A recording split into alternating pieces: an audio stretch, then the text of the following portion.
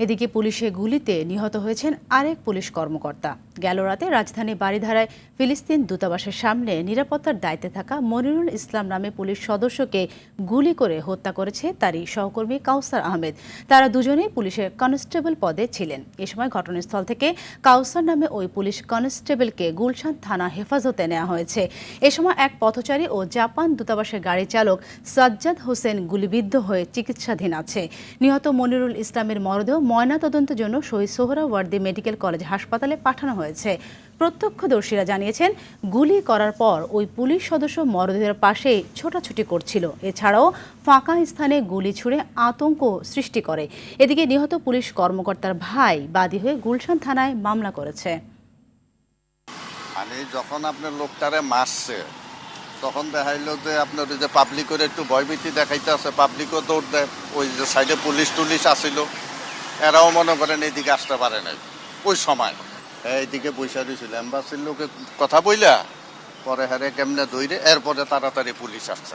লাশটা পড়ে আছে, তো উনি ওখানে সিগারেটও দাঁড়ায় খাইছে, খাইয়া এদিক ওদিক তাকায়, এদিক ওদিক তাকায়। মানে উনি একবার বসে, একবার এই জায়গায় বসে, ওই জায়গায় এরকম আবার দাঁড়ায় থাকে, আবার বসে, আবার এরকম। মানে ওনার ভিতরে একটা আতঙ্ক কাজ করতেছিল প্রশাসনের ভিতরে। পরে শেষে অনেক লোকজন আইসে, এই পাশে চারপাশে ঘেরাও দিয়ে আইসে, পরে উনি নিজে নিজে সিলিন্ডার করছিল, পরে গ্রেপ্তার করে ফেলাইছে। দর্শক, এই বিষয়ে বিস্তারিত জানাতে রাজধানীর গুলশান 2 থেকে আমাদের সাথে সরাসরি যুক্ত হচ্ছেন সহকর্মী শরীয়ত খান।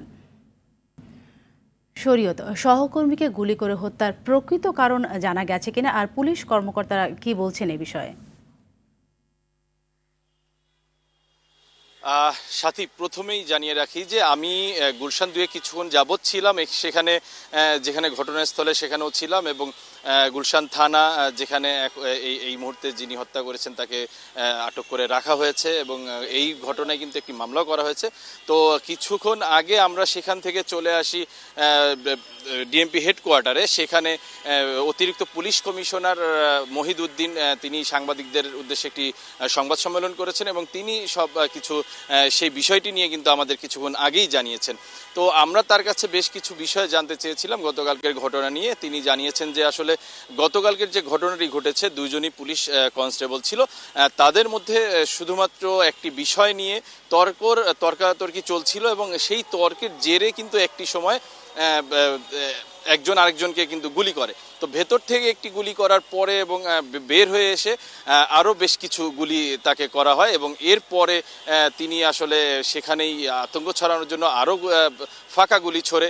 তো এই ঘটনাটি বিষয়ে তিনি বলেছেন যে আসলে মানসিক চাপ থেকেই শুধুমাত্র এমন একটি বিষয় ঘটেছে।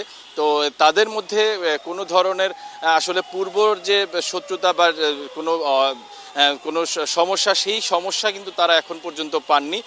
তবে তারা নিহতের ভাই যে বাদী হয়ে একটি মামলা করেছেন, সেই মামলার জেরে কিন্তু এখন তাকে জিজ্ঞাসাবাদ করা হচ্ছে, এবং তারাও ঊর্ধ্বতন কর্মকর্তারাও গিয়ে তাকে জিজ্ঞাসাবাদ করবেন আরও বিস্তারিত জানার জন্য।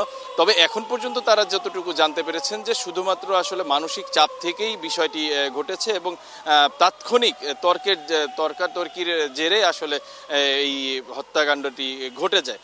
তো তারপরও এখন তারা আরও কিছু আছে কিনা সেটা আরও ভালোভাবে খতিয়ে দেখবেন।